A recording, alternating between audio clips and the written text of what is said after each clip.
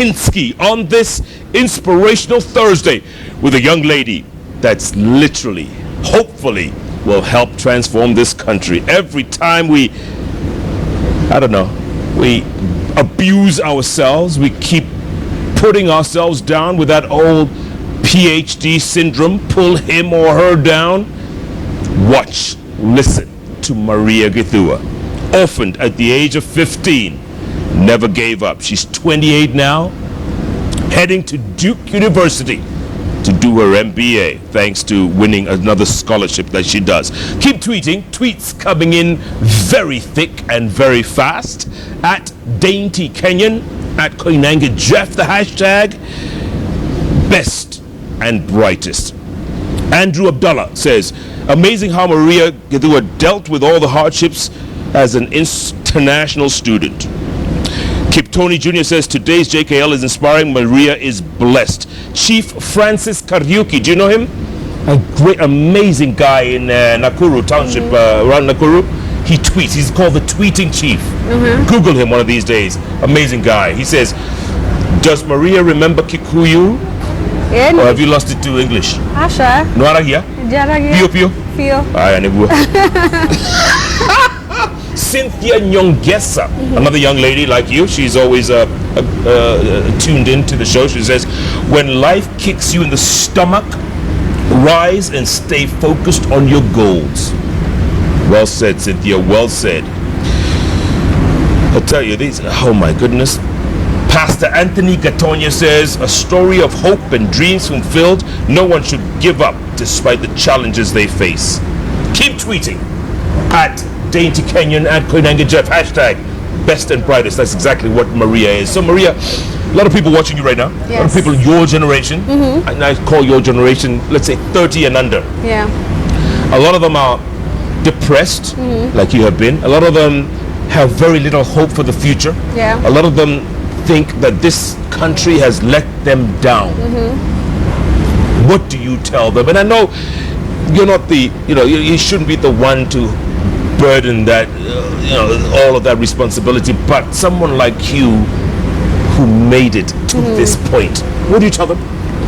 So I tell them to always have hope, and number two, despite of the circumstances, you have one special gift, be it education, be it your talents, be it anything that you're really good at. Keep on doing that and perfect that. Put in your 10,000 hours, and don't fall into the trap of helplessness. Because a lot of times everybody's always like, oh, I'm in this situation and I need someone else to get me out of. We really honestly have the power within ourselves. I'm a firm believer in not getting dealt what you can't handle. So you might break, you might bend, but you're not done. Just keep on hoping. Yeah, what about those who keep feeling sorry for themselves? Oh, why me? Oh, this, oh, that. So, feeling sorry for yourself, obviously, I think it's okay to a certain extent. If it's crying, you one day just sleep and say, I'm gonna just eat ice cream and feel sorry for myself, it's fine. Feel sorry for yourself, but get up now and go change that. Because you continuing to feel sorry for yourself does not change anything. You waking up and doing things to change that is the only way out of... Yeah. Did you ever imagine when you were growing up in Mombasa and then later on in Githunguri, did you imagine you would be where you are today, Maria? In your wildest dreams? No, definitely not. So it's so surreal. I tell my friends, it's sort of very different finding myself here. There was no correlation between being in the Dongore, being an HIV/AIDS orphan, and all this success and accomplishments, and where I am at today. So definitely not in my wildest dreams. You'd never had told me when I was, picking firewood or carrying Napier grass for the cows that I'd be here, twice on the bench, worked at Wall Street, went to Meredith College, studied the best and finest institutions, and now heading to Duke University. No, definitely would not have imagined that. And that dream is possible for other people out there, isn't it? It is possible for other people out there. So I did it. My sister did it. And I'm pretty sure there's tons of many other people who've done it, and that hopefully that serves as inspiration that it is possible and that it's achievable. Yeah. Wow, that's incredible. Thank you. Where do you want to be in 10 years' time? Other than back in Kenya, where do you want to be? So 10 years down the line, I remember when I started here 7 years ago, I said I want to be a household name in business. So Is that what you said? That's what I said. Okay, I don't remember. Okay. I have a weird sense of memory. So definitely want to do a lot of entrepreneurship. So in addition to my MBA at Duke, I got into 2 other programs. So I'll also be doing a health sector management. So really healthcare IT is picking up. So I have really great ideas on that, as well as a program for entrepreneurs. So where you actually get class credit for running a business. Yeah. Do you also mentor kids from Palm House and Zawadi? Are you part of a mentorship for that? I do, yes. Yeah. So obviously being one of the older students at Palm House Foundation, so I am a mentor to all of them. Do you go back and talk to them? Yes, I go back. So every year we have an alumni reunion in December. So it's always in Githua. I actually go there, and it's in a Mukore Academy. It's in a primary school, and I actually sleep there. So it's funny to the kids. They're saying, you know, you're from America, you're coming to spend time with us and sleeping in the bunk beds. And to me, it's really important to show them that grounding and that footing and that appreciation of where I've come from, and that, you know, I'm relatable, and that they can see me and see themselves in me, and that my accomplishments they can also dream of. Let's come back to that AIDS orphan who you helped sponsor. Why did you do that? So while I was in Limuru Girls, actually, so I used to share my stories at the Palm House Foundation fundraising dinners. So a lot of people were encouraged by my story, and so obviously they were at Intercontinental and Who's Who of Kenya, and very challenged that, oh my gosh, so a young girl can go through this and be this far. Then I want to put my hand in that. I want to help. I want to create more Marias. So I raised millions of Kenya shillings that has benefited a lot of the children. So for me, it was really important to not only share my story and my time in raising money, it was really important to also dig deep down into my pocket and say, this is my money that I've put aside and sponsored a child.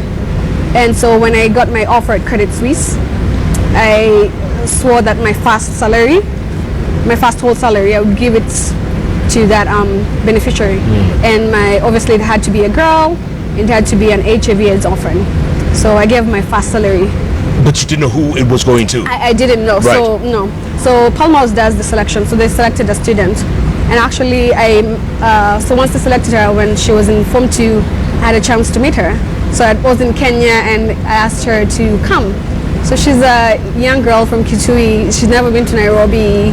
But her aunt brought her to Nairobi. It was a really big experience for her, and I took them out to lunch. And when she met her beneficiary, I mean, what did she break down in tears?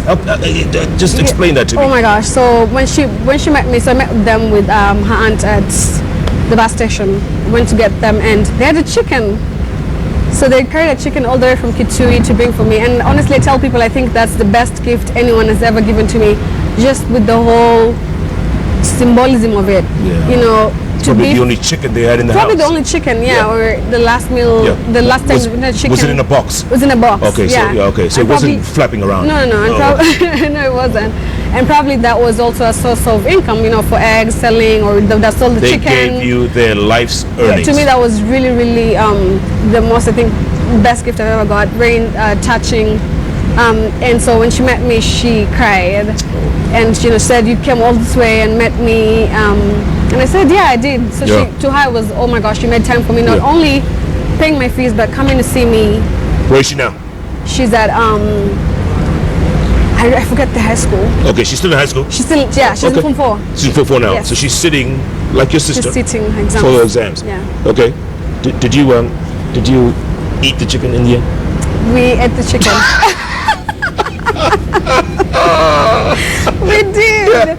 Yeah, that night actually. Kienyeji. That night. Yeah. But I took a picture of the chicken and me for posterity before I ate it. Sure. Oh, yeah. Okay. Yeah. So it was really, really an experience for me. Yeah. And actually, she calls me mom, which is very endearing. So met her, and so I gave her some little pocket money, did the shopping, and so she still writes letters to me and keeps me updated on. Is she doing well? She's doing really, really well. So she's gonna be a doctor. That's her dream. So hopefully next year I send a doctor out into the world. I did. And then she'll touch another life, and it'll go on. It'll be a domino effect. So naturally, when I wrote that letter, Eric shared it. I think with Margaret Kenyatta at because after the 10-year anniversary for Palmer's Foundation, she was a guest speaker. This young lady. No.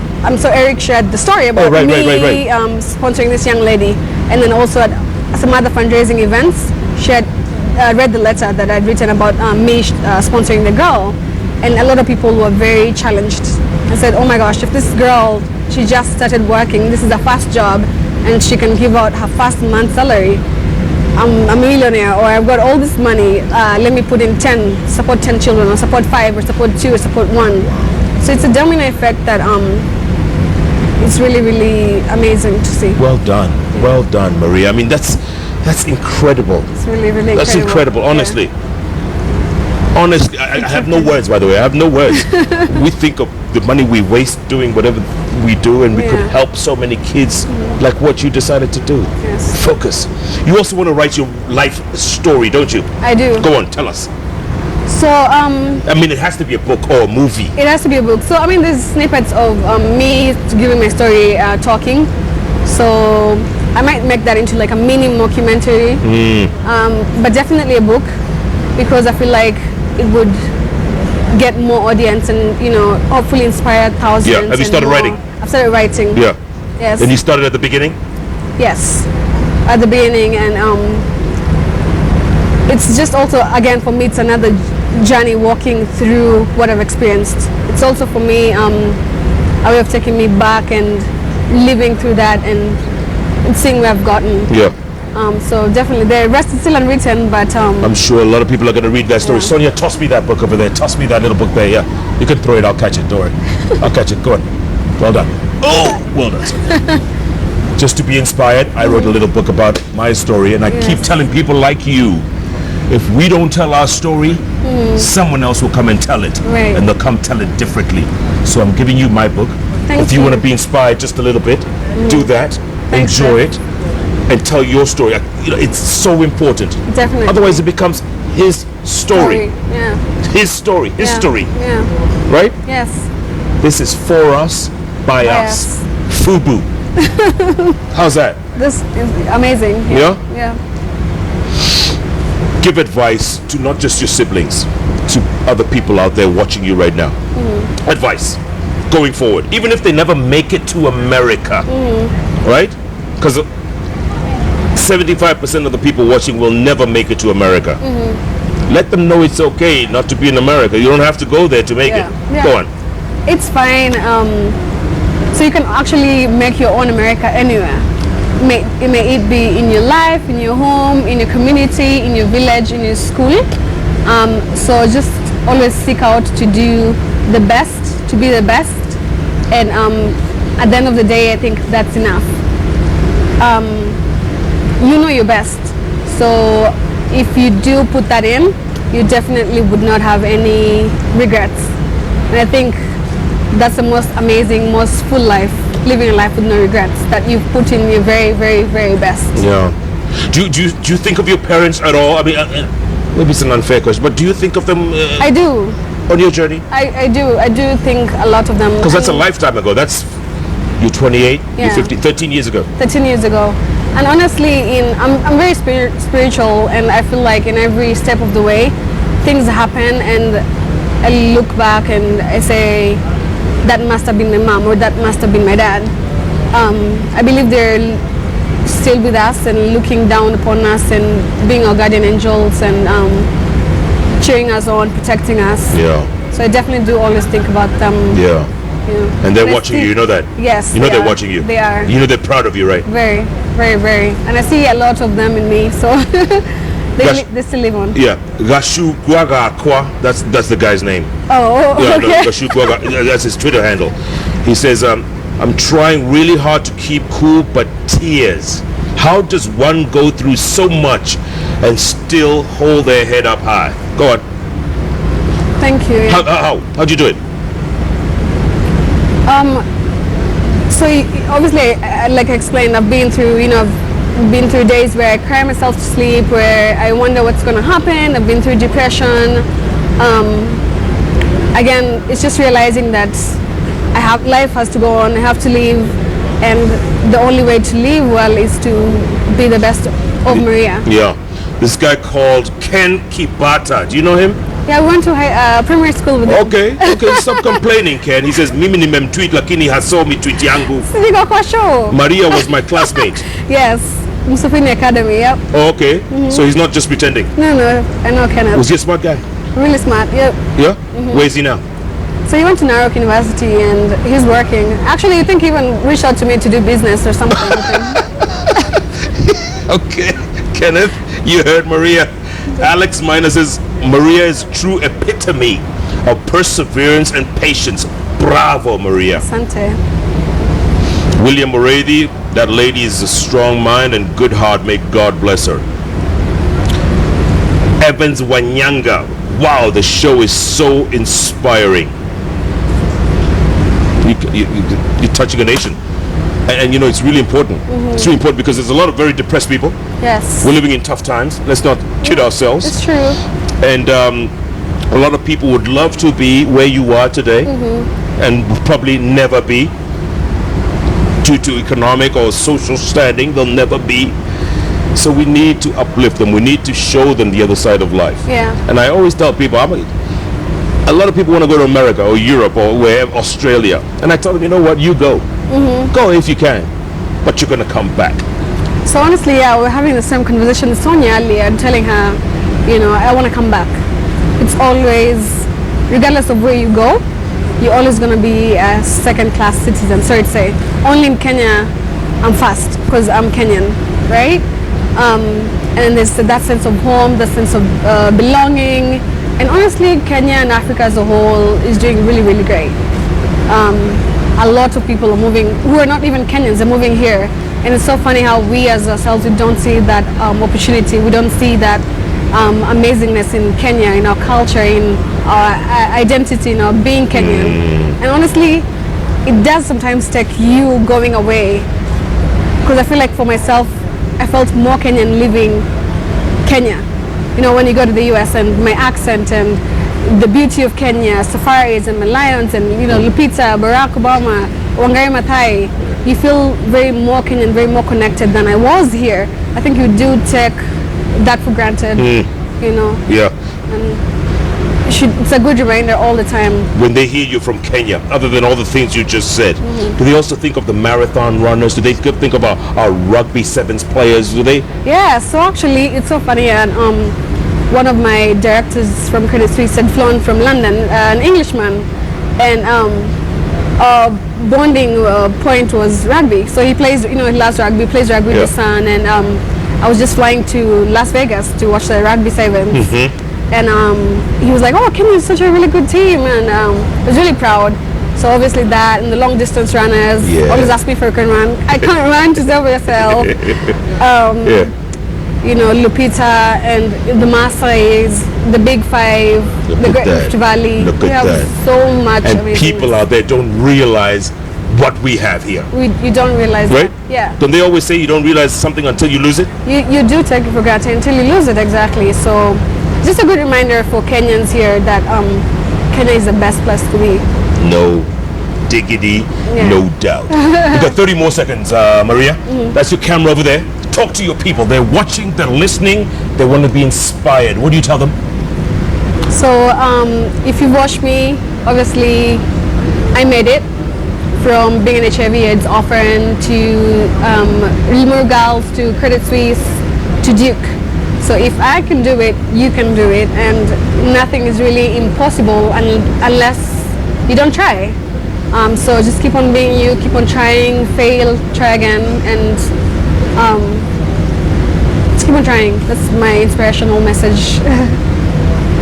Yep. Yeah, well done. Thank you. This guy called Real Bill, he says he'll definitely read your book. Thank you, Bill. Don't forget, Won't tell your forget. story. Yes. You have to. Most definitely. You'll have to. Yes. Because people will never know where you came from until you tell them. Yep. We'll definitely write Maria it. Githua, good to Thank see you, Santi. Next time you come home, you're welcome on the bench anytime. So once my book is out, I'll come. You come on plug the it? bench. Yes. Yeah? Yeah. All right. All right. No, you're done. Thank you. Consider it done. Thanks. Well done.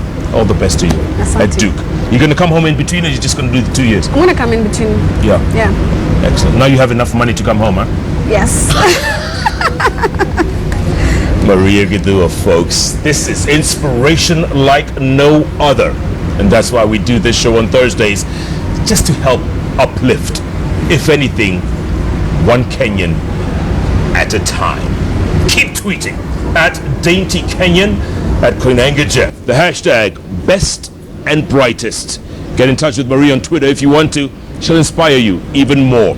Even as she has one leg over there in that place, one leg here where she belongs. And like she says, there's no other country on the planet like this one right here. You can take that to the bank. Thanks so much for watching. Next week is a new week with new shows, new guests, new themes. But the one thing that's always consistent is those 3 letters on the keyboard that follow each other. JKL.